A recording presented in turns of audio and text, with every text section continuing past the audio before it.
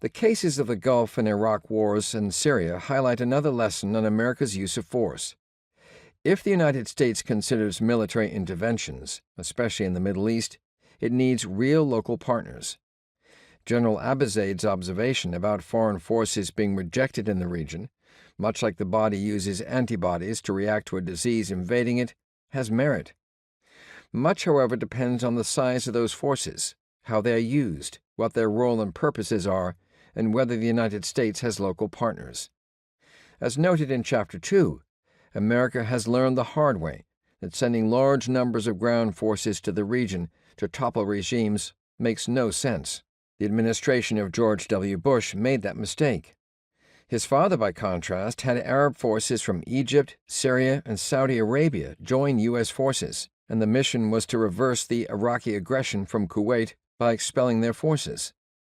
George H.W. Bush refused to change the mission and rejected the idea of marching to Baghdad. He also wanted a so-called Arab nationalist regime like Syria to be part of the coalition with the United States, believing that would give America's mission more credibility.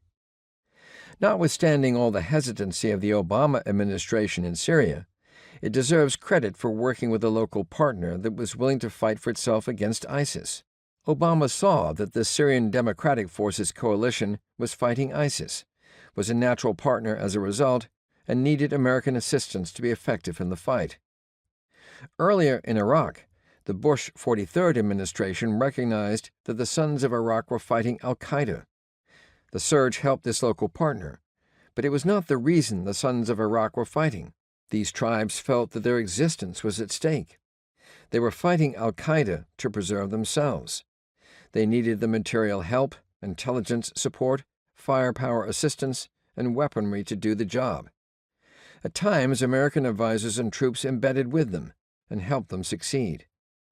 Much like the Syrian Democratic Forces, the Sons of Iraq were tied to the land and connected to their publics, and in many cases they were literally fighting for their homes.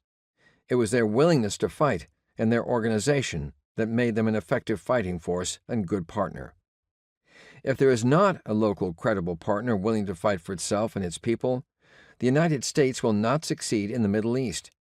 Instead, it will run the risk of becoming bogged down in a quagmire. Almost certainly, America will make things worse and become even less able to use force when needed.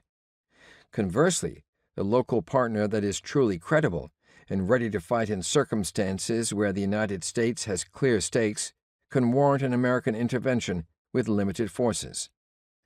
Much depends on the assessment and understanding of the nature of the threat, of America's interests in the region, and of the character and capability of the putative local partner. Clearly, there is a need for the local partner to prove itself, something that the United States realized with both the Syrian Democratic Forces and the Sons of Iraq. Not surprisingly, we once again see how central good assessments are to conducting good statecraft.